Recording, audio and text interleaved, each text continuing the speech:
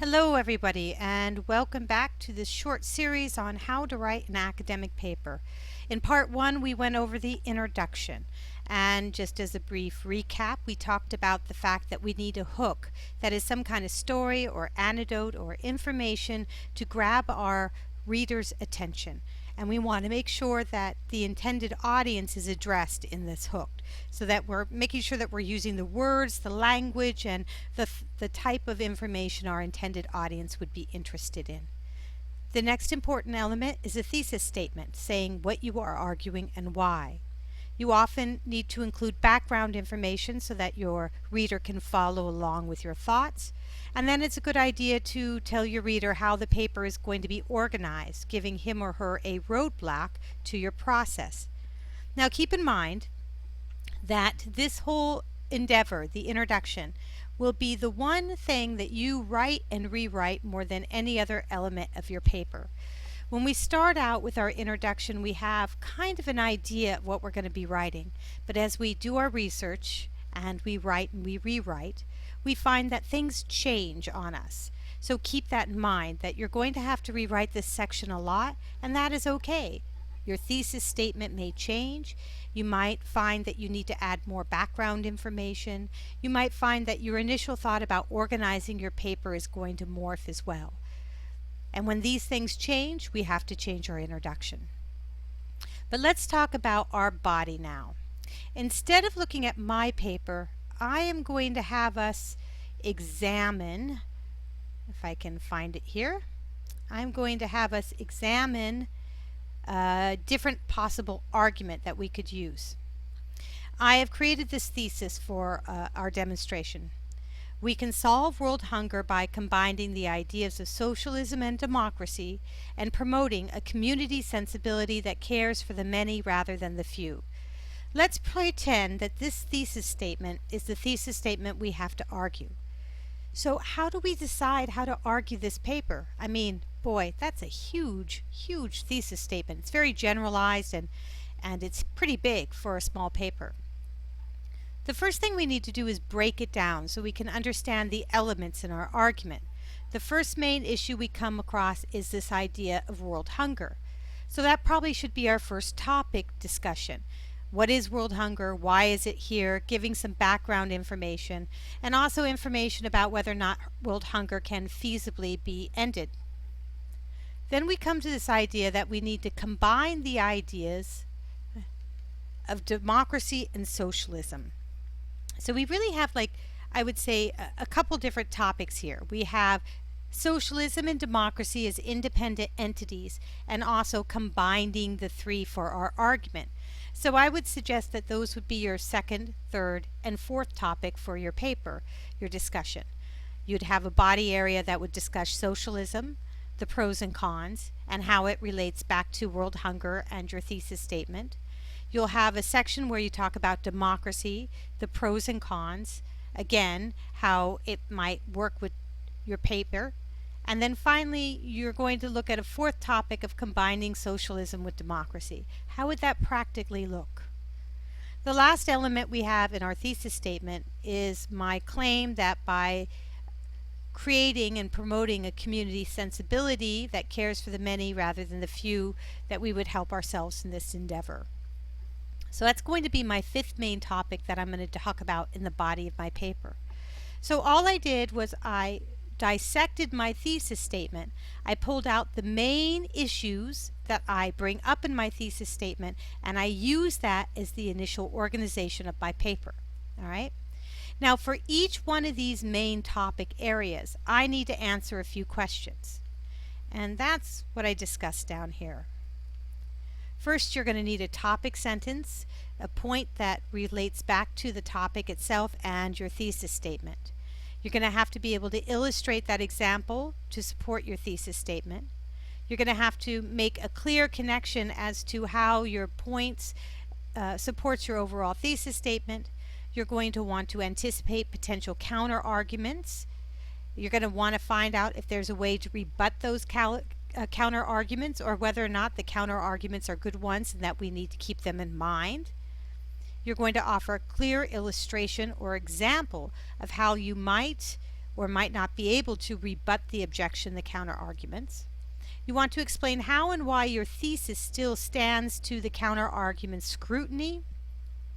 And then if you are taking one of my advanced communication or English courses, you're going to be adding multimedia elements, so you're going to have to make some decisions there.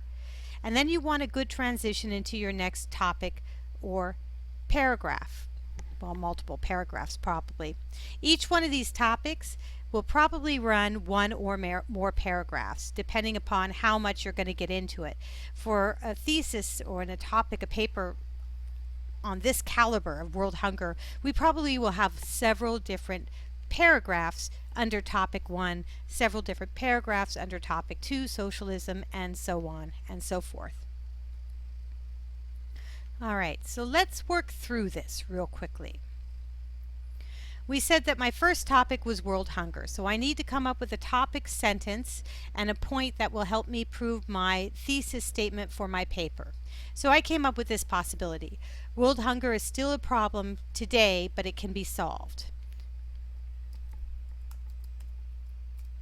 This will probably work as a very good thesis statement or topic statement for my first paragraph. Now I need to get some background information. I need to support and give examples about world hunger and how it can be solved. The first thing I may want to do is I may want to look at facts and figures about world hunger. Maybe I go to the WTO website and I get some good numbers about where we are at currently with world hunger. Maybe I go to the Solve World Hunger Now website and I get their numbers too, and maybe I do a comparison. So as I do this though, I want you to notice that I am citing everything. So here we have a citation, and here we have a website. And then for the Solve the World Hunger Now, I have the information here, the statistics I might be using, but I also have a citation. The reason I do this, you see a quote and a citation, another quote and a citation. The reason I do this is because if I have all this information now, right at the beginning, before I write my paper, all I have to do is go to my outline and use this information and pop it into my paper. Indeed, if you follow what I'm suggesting about how you write your outline, you will have basically written your paper by the time you are done with your outline, and it will be logically ordered, and that's an important element. I have a lot of students who has a tendency to simply grab quotes and they know where they came from, but they have no idea what the page number is. And I'm just telling you right now that you will do yourself a great disservice, I'm trying to italicize that, by not incorporating the page numbers or the information now. So the more information you put here, the better off you will be. Just something to keep in mind, okay? All right. Going on. So under illustration example, I might need facts and figures about world hunger. I might need to give the history of world hunger. And so possibly I have some books I've already researched on this, so this is going to be a good place to pull out quotes to use. Remember to cite those quotes. And I'll put all of that information under this point. I may also need to find out how and why world hunger in the past was said to, could have been said it could be solved, but it didn't. So that might be part of the information. I have an author here on this, and I have their quotes here. So this just kind of builds my arguments and builds my information. The next point is I need to make a clear connection as to how my point supports or contributes to my overall thesis. So I'm dealing with world hunger. How do I bring this back to my thesis statement? Because you always need to remind your reader that this is just one topic in the larger discussion of your thesis statement. And in this case, I came up with this idea that the search for profit tends to trump human beings by ... And so I'm talking about how the search for profit probably harmed the ability to feed people in the past. And at this point, I need to anticipate counter arguments to my point. I'm saying that world hunger can be solved, but maybe Smith has a counter argument that says world hunger has always existed and will always exist. So I need to identify what the counter arguments are, and it's important because when we just identify the things that support us, we're giving a false understanding of the topic. In order to be understood as an expert of the topic you are writing about, it is important to demonstrate that you also know how people would object to your theory and how you would go about solving those objections. So first you would anticipate their potential counter arguments. Then you would say, here's a suggested way to rebut that counter argument. And then you would offer a good example of how that rebuttal may happen. And then you would explain how your thesis still stands up to the counter argument's scrutiny. So what I did here is I said, Smith argued that world hunger has always existed and will always exist. I might rebut that by saying Smith's argument has a fundamental fallacy in that it assumes just because something exists, it must always exist. And then I offer an illustration or an example of what I mean. Consider, for example, the idea of species.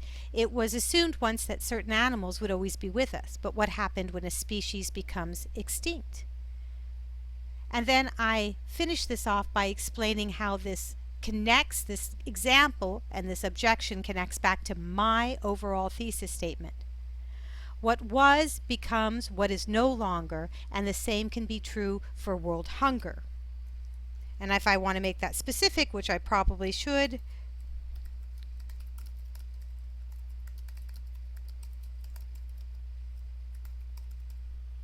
we cannot assume that it cannot be solved. Now, if you're taking my upper classes, you know you have to add multimedia elements. And so for this section, I would find multimedia elements that you might like. Maybe you're going to put in an image of the hungry masses. Maybe there's a video. Maybe there is the links that you want to include to the different statistics, for example, regarding hunger over the world. And then you're going to have a transition sentence, and this is so important. You need to lead your reader from one thought, world hunger, into your next major thought, which for us is going to be socialism, right? Because we pinpointed that as the next major thing, discussion in our paper. So I might put in here, we can cure world hunger by promoting a form of socialism. And I probably don't want to quite talk about democracy yet, so I probably just want to stick to socialism. And you see how this would then lead into our next major topic. In order to solve world hunger, the philosophy behind socialism is vital. And then I start answering all those questions again, one at a time. And I do this for all topics. So topic 3, we have seen how socialism has its drawbacks and strengths, which is why we need the concept of democracy to temper socialism, and so on and so forth. If you do this completely, you'll find that you basically write your paper, or at least the majority of your paper, before you ever sit down to really write the paper itself. And this will save you a great deal of time and effort in the end. Our last video is going to be about how to write a good conclusion paragraph, and I will talk about those elements in part 3 of how to write the academic paper. Thank you for watching. Goodbye.